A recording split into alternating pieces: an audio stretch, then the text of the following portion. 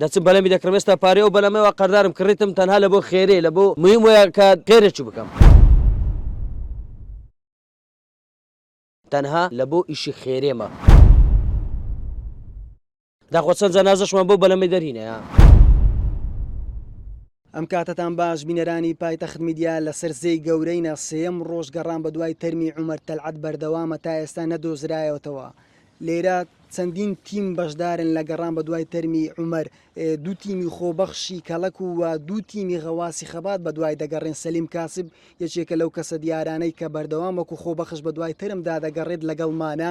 کاک سەلیم، ئەگەر باسی ئەو تەرمە بکەی بۆ نەدۆزراوەتەوە لە هەمان کاتدا چەندین تەرمی ترە بۆچی نادۆزرێتەوە لەبەر سەختی ئاوەکەیە؟ نمونە مامۆستا ئاڤێستایە ئاروانی 7 ساڵە لە شێلاتزێ.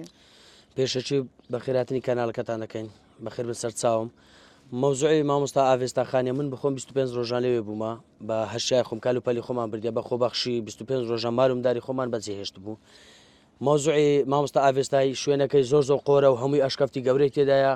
هەموو کەسێک ناتوانانی بستە ئەو شوێنانێکە کەس ڕۆحی خۆی فڕە ناداتن، ئامادەن لە ڕۆحی خۆی فڕداتن کە ئەو ئاروانە تەمەەن 7 ساڵە خوا لە گوناحی خۆش بیتن.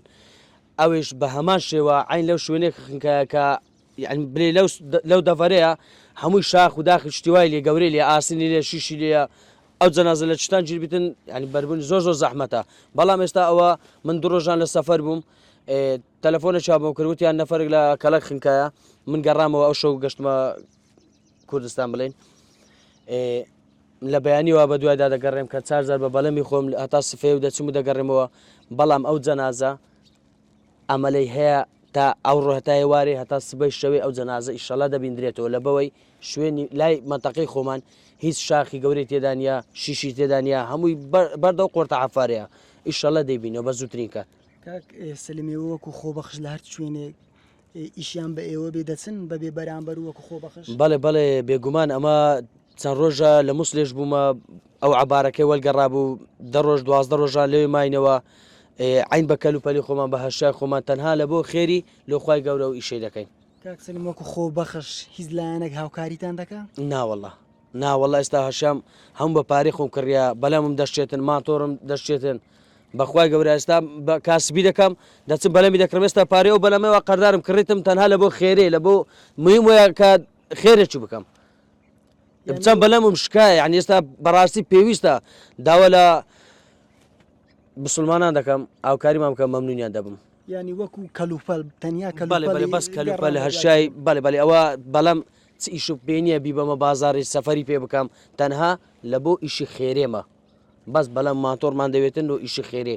ماتۆرمەوە تەمەنی 16-17 ساڵە مردماندی پارێ لە ماتۆڕێ بدەم. بەلەم چەند بەلەم مشکایە بەلەمەکان دارە بەرگە ناگری 2-3 ساڵ ئیش پێ دەکەی دەشتێتن کاکە. ئێستا چەند بەلەم مشکایە بەخۆی بە کەلک نایە. ئێستا ئەو بەلەمە زۆر ئەگە ئەو هاوینەم لە بقەتێتن داخۆ چەند جەنازەشمان بۆ بەلەمەی دەرهینەیە بەڕێزن.